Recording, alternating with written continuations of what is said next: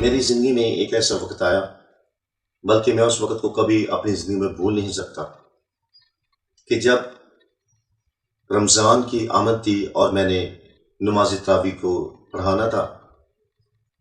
और मैंने रमज़ान से कुछ टाइम पहले कुरान की रिवीजन कर रहा था, और मैंने अपने उस्ताद से कहा कि उस्ताद जी, मैं चाहता हूँ कि नमाज तरावी के बाद मैं तर्जमे के साथ कुरान को पढ़ूँ। और जब ये बात हुई तो मेरे उस उस्ताद ने एक बात मुझसे कही कि नहीं बेटा, तुम कुरान को तर्जमे के साथ ना पढ़ना। मैंने कहा क्यों? कुरान को तर्जमे के साथ मैं क्यों ना पढ़ूँ? उन्होंने कहा कि अगर तर्जमे के साथ पढ़ोगे तो तुम गुमराह हो जाओगे। और जब ये बात मैंने देखी तो मेरे अजीब सा एक क्वेश्चन आया मेरे माइंड में। फौरन बुखारी शरीफ की एक हदीस आई, तफक्कहू फी दीन, दीन में समझ बूझ हासिल करो। और मैंने अपने उस्ताद से कहा कि उस्ताद जी, आपको पता है कि आप क्या कह रहे हैं? कहते हैं हाँ बेटा, मुझे पता है कि मैं क्या कह रहा हूँ, लेकिन तुम्हारे लिए बेहतर यही होगा कि तुम कुरान को तर्जमे के साथ ना पढ़ना। मैंने कहा क्यों ना मैं तर्जमे के साथ पढ़ूं? हालांकि अल्लाह के नबी फरमाते हैं तफक्कहू फी दीन, और फिर कहा गया है कि तुम्हें इल्म हासिल करो, चाहे तुझे चीन ही क्यों ना जाना पड़े। और इस बात के बावजूद भी उस्ताद जी, आप मुझे ये बात कह रहे हैं कि तुम तर्जमे के साथ ना पढ़ना। उन्होंने बिलाखिर वो अल्फाज कह ही दिए जो ना कहना चाहते थे। वो उन्होंने कहा कि अगर तुम तर्जमे के साथ पढ़ोगे तो तुम गुमराह हो जाओगे। और जब ये बात उन्होंने कही तो मेरे ज़हन में एक हलचल सी मची, एक तूफान बर्पा हुआ कि ये क्या बात है। हालांकि वाकई तौर पर अगर कुरान की स्टडी करते हैं तो वहां पर लिखा हुदल लिल मुत्तकीन, कि ये किताब मुत्तकी परहेज़गार लोगों के लिए है।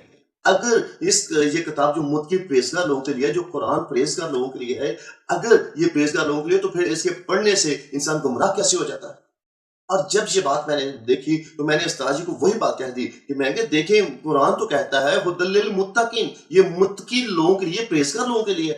और फिर आप कैसे कह रहे हैं कि हम जो है आपको तर्जमे के साथ कुरान नहीं पढ़ना चाहिए? और जब ये बात मैं कर, बल्कि और बहुत सारी बातें मेरे माइंड में आई, मेरी ज़बान से आई, जो आई मैंने उनको निकाल दिया। और जब ये बात आई तो मैंने घर चला गया, और घर जाकर मेरे दादा थे, वो मुझे कहने लगे क्या बात है, आज खैर है राना, कि तुम इतने गुस्से में क्यों है, इतने जज्बात में क्यों है, जल्दी घर वापस आ गया? मैं कहा दादा, आज के बाद आप मुझे नहीं कहेंगे कि आप मदरसे में जाओ, आप नहीं मुझे कहोगे कि मौलाना साहब के पीछे जाके नमाज पढ़ो।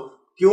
वो कहेंगे क्या वजह क्या है? मैंने कहा इसलिए कि वो कहते हैं अगर तुम कुरान को पढ़ोगे तो तुम गुमराह हो जाओगे, तर्जुमे के साथ अगर तुम पढ़ोगे। हालांकि अल्लाह के नबी तो फरमाता है तफक्कहू फी दीन, दीन में समझ बूझ हासिल करो। अगर दीन में हम समझ बूझ हासिल नहीं करेंगे, अगर हम तर्जुमे के साथ नहीं पढ़ेंगे, तो हमें क्या पता चलेगा कि दीन इस्लाम है क्या चीज है?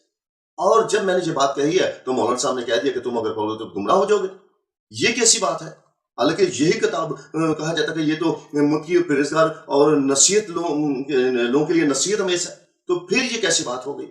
जब ये बात हुई तो मेरे दादा ने मुझसे कहा कि बेटा तुम परेशान ना हो, मैं तुम्हारे लिए अरेंज करूंगा। वो थोड़े से हंसे भी, वो कहने लगे कि ये मौलाना जो है ना, ये शायद तुम्हारे क्वेश्चन का आंसर ना दे सके। मैंने कहा क्यों? अगर ये मेरे क्वेश्चन का आंसर नहीं दे सकते हैं तो फिर ये हम बैठे क्यों हैं? इसलिए कि इनका हक बनता है कि ये हमें बताएं, दीन की बाबत बताएं। और अल्लाह के नबी फरमाते हैं इल्म हासिल करो तो खा तुम्हें चीन जाना पड़े। उस वक्त देखा जाए अरब और चाइना का जो सफर है वो बहुत दुश्वार किस्म का था, तो उस वक्त भी अल्लाह के नबी ने कहा कि अब वहां पर जाकर, चाहे चीन जाकर तुझे इल्म हासिल करना पड़े तो तुम करो।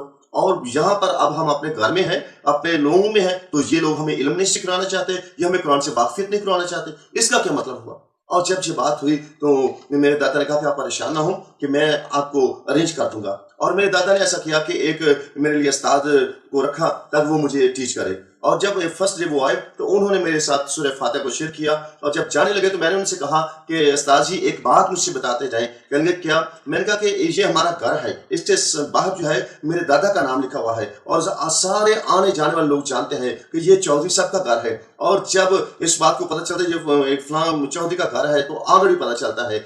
लेकिन अगर बाहर चौधरी का नाम लिखा हो और अंदर कोई और लोग रहते हो तो क्या ऐसा हो सकता है? लोग सच मानेंगे? कहेंगे नहीं, हरगिज़ ऐसा नहीं है। तो मैंने कहा फिर मुझे ये तो बताएं अल कुरान लफ्ज के मीनिंग्स क्या है? तो वो जब ये बात हुई तो थोड़ी देर खामोश हुए, सर नीचे किया, तो बाद में कहते हैं कि ये इसका मतलब है हिदायत वाली किताब।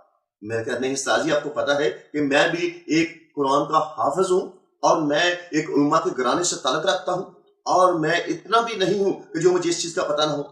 मैंने कहा कि बात यह है अल कुरान लफ्ज जो है वो सीगा जमा में आ जाता है, और अल कुरान लफ्ज जो है इकरा से निकला है, और इकरा सीगा वाहिद है, और जिसका मतलब है पढ़ना, इकरा पढ़ना।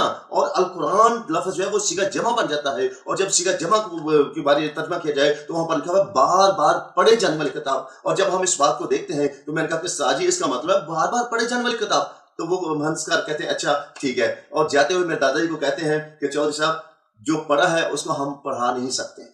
یعنی کیا مطلب؟ یعنی کہ اپنے پوتے سے پوچھ لیں۔ جب وہ چلے گئے تو دادا جی میرے پاس ہے، وہ مجھے کہتے ہیں رانا کیا بات ہے، اس کو بھی بگا دیا ہے۔ میں دادا جی میں نے تو کچھ نہیں کہا، میں تو صرف ان سے پوچھا تھا کہ القرآن لفظ کا مطلب کیا ہے، اور انہوں نے مجھے اس چیز کا نہیں بتایا کہ میں کیا کروں، اور میں نے ان کو بتایا کہ القرآن لفظ کا مطلب بار بار پڑھنا۔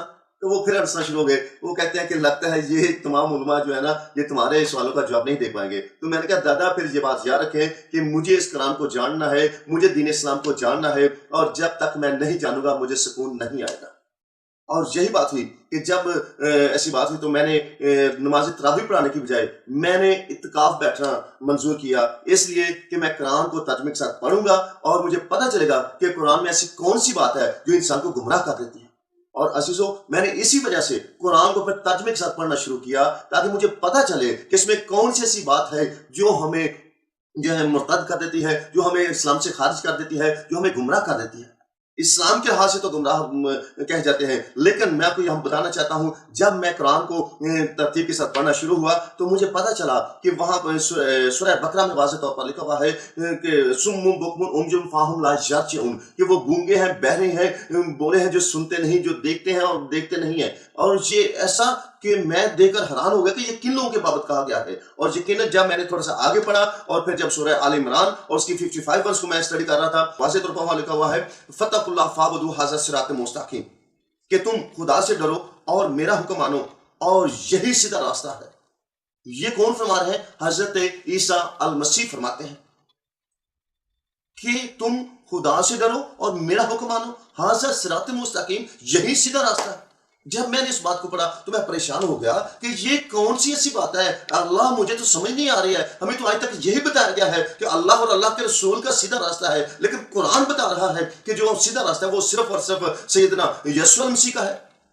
اور یہی بات ہوئی کہ جب میں نے تھوڑا سا آگے پڑھا تو اس 55 ورس میں لکھا ہوا ہے نتبعک فوق الذین کفروا الی یوم القیامہ، ایسا مسیح تیرے ماننے والوں کو غلبہ عطا کروں گا کافروں پر تا قیامت۔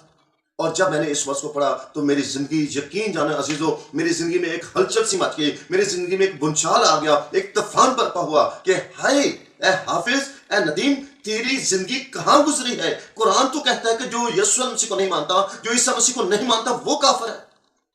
تو میری زندگی میں اس قدر بے چینی آ گئی کہ میں آپ کو بتا نہیں سکتا ہوں، میرے پاس ویسے الفاظ نہیں ہے کہ میں کن الفاظوں کے ساتھ عزیزو آپ کو بتاؤں کہ جب میں نے اس قرآن کی 30 سپارہ سورۃ آل عمران اور اس کی 55 ورس کو پڑھا تو میری زندگی میں عجیب سی بے چینی آ گئی کہ ہائے ندیم، تیری زندگی کہاں گزری؟ تو نے اپنی زندگی کو کیوں ضائع کر دیا کہ تو نے ایسی زندگی بسر کر دی جو کہ ایک ایسی پرسنالٹی کی کہ منکر ہو کر تم رہا، جس کی تم مخالفت کرتا رہا، جس کے ماننے والوں کو تم مارتا رہا، جس کے ماننے والوں کو تو اسے چھینتا رہا اور ان لوگوں کو اسلام دار اسلام میں داخل کرتا رہا۔ اور جب میں نے اس بات کو دیکھا تو میری زندگی میں ایک عجیب ہلچل آئی، میں پریشان رہنا شروع ہو گیا کہ ہائے اب میں کیسے زندگی بسر کروں گا، میرے سے جو گناہ ہوئے وہ کیسے معافی ہوں گی۔ اور پھر بار بار یہ آیت میری زندگی میں آ رہی تھی نتبعک فوق الذین کفروا الی یوم القیامہ، نتبعک فوق الذین کفروا الی یوم القیامہ، اے عیسیٰ مسیح تیرے ماننے والوں کو غلبہ عطا کروں گا کافروں پر تا قیامت۔ عزیزو یہ وہ آیت تھی جس نے میری زندگی کو ہلا دیا، اور اس یہ آیت ثابت کرتی ہے کہ یسوع مسیح کے ماننے والے فاتح لوگ ہیں، غالب لوگ ہیں، اس کے علاوہ اور کوئی بھی ایسا مذہب نہیں ہے، کوئی بھی ایسا دین نہیں ہے جو کہ غالب یا کہ فتح پانے والا ہو۔ فتح پانے والا صرف ایک اور ایک ہی ہے کہ اگر ہم اس کی پیروی کریں گے تو ہم فاتح لوگ بنیں گے، کیونکہ وہ خود بھی فاتح ہے۔ اور اس لیے کہ جب میں نے اس بات کو، اس کی فتح یابی کے نعرے کو، نرسنگے کو سنا تو میں نے اس بات سے اپنے آپ کو روک نہ سکا کہ اب میں اس کی پیروی کرنے سے نہیں رک پاؤں گا۔ اور یقیناً جب یہ میری زندگی میں بات آئی تو میں نے اپنی زندگی اس ذات اقدس کے سامنے جس کا نام یسوع المسیح ہے، ان کے سامنے میں نے اپنی زندگی کو سلنڈر کر دیا، اور میں نے اپنے گناہوں کی توبہ کی، اور میں نے کہا کہ اب میرے سے یہ گوارا نہیں ہے کہ میں آپ سے جدا ہو کر رہ سکوں، کہ میں کافر بن کے رہ سکوں، بلکہ میں چاہتا ہوں کہ میری زندگی کی معافی ہو اور میں اپنی زندگی اے خداوند، اے عیسیٰ مسیح، اے یسوع مسیح آپ کے سامنے سلنڈر